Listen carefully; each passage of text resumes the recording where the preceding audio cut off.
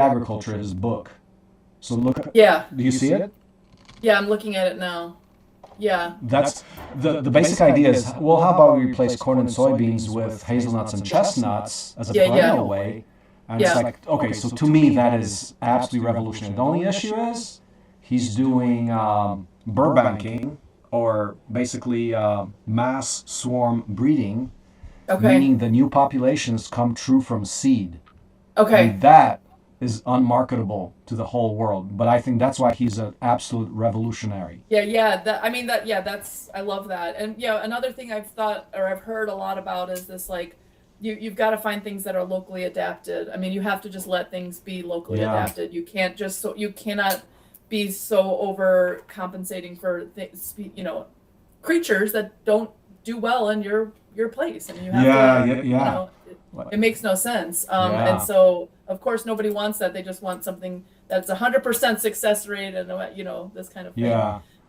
Yeah, okay, this definitely is somebody I should know. And then, yeah, Peter, I feel like Peter has just sort of integrated all these things, and now he's like his writing is like humans are a keystone species. This is our role on the earth. We are meant um, to change landscapes, and we can do this for better or worse. And here's a way we can do it better. And he's really big on talking about how, in the middle of the United States, before European settlers arrived, there was this huge, massive bison population, and they were managed through these prescribed burns. And the native Plains Indians would keep these bison population in certain places because the grasses were sweeter after they burned, and then the bison would be drawn to them, and then they could hunt them. So it was like kind of domesticated, half domesticated, and that's what sort of built the whole topsoil in the middle of the United States. Is this process over many, many decades and centuries? So this is the kind of thinking he does, like about how like humans can have a role in the landscape and what our role would look like. Man, Um, so in a prototype, so EPCOT is what I call it, Experimental Prototype Community of Tomorrow. That's what actually EPCOT Center, you know the place, right? Has yeah, yeah, been, that's what it is. That what it stands for? that was the original mission, but it got totally foobarred from that, right? Yeah. But that was his initial intent. So we're saying we're going to try to do that for real. But now, so I'm really interested. Okay, what if we can do this absolutely integrated, with the big animal stuff? Yeah. Now, the only trouble on that, I mean, I just have some issues. I mean, regarding killing animals too. Like, if I talk about say eating chicken, I want to butcher Yeah. the chicken. So, and I've done it.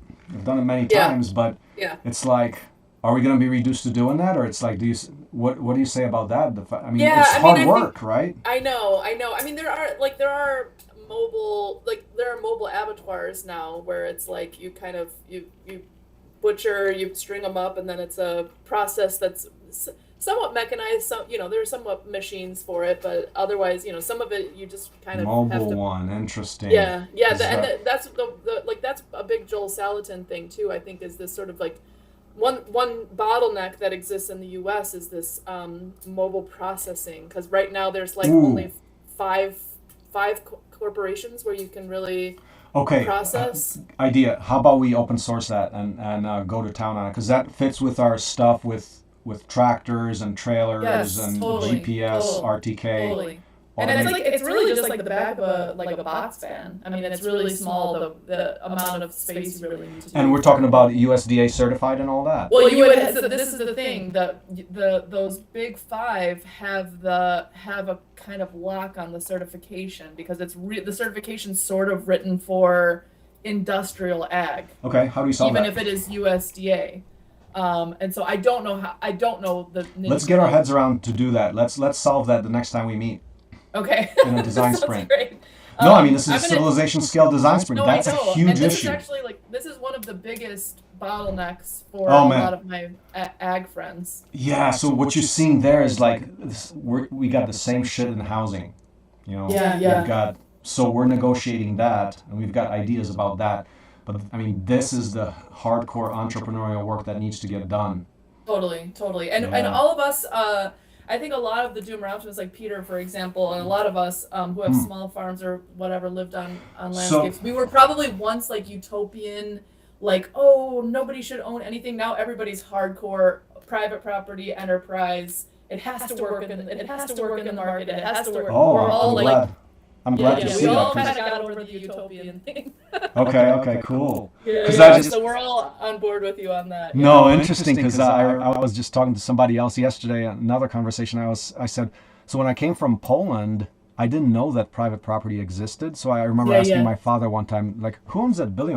It's some private individual, some company. I'm like, Yeah. what? You mean the government doesn't own it? It was a foreign concept to me, but Yeah, yeah, it's yeah. weird. Yeah, and now we're all very much. I mean, I think a lot of us. It's different. Of course, it would be different before. If we're like all living in a tribe and we're just hunting bison together, but it's not that way anymore. So okay, so now it's like now there's a certain kind of responsibility that comes from private ownership. Meaning you really, Yeah, you yeah, actually do end up caring a lot for the Oh, place that you absolutely. own. Oh, I'm glad Much to more hear than that. I'm glad to if you hear that. own it in like a collective sense, it's just like this. Okay, well, I don't really, who really cares? Like maybe somebody else will fix it or something. But if you own like my own piece of land in Uruguay, like I felt a real stewardship, real care for that. Yeah. It's mine. It's my responsibility. Yeah. So a lot of people are very big on that now. We all kind So of- just to let you know, like the Epcot thing, I mean, that's what we're trying to do. We're saying, okay, let's just do these model communities that actually work like this. I really like hearing you say, oh yeah, no, if we were hunter gatherers, like you're busting it out. I mean, it's as if it were almost an option, but it's like that's cool to hear actually, yeah, exactly. because we're into Yeah. all just Yeah, yeah. innovation like that. Yeah, exactly. But I think that there's a good hybrid where you can do some things you share, ideas you share, plans you share. But then certain other things like this sort of belongs to me, and it's important that it's sort of my enterprise. I'll share all the ideas, but I'm responsible for this succeeding, and it's I want to make sure it works and that kind of thing. And so, So tell me about the mobile abattoir thing. I mean, would you like invest time into that?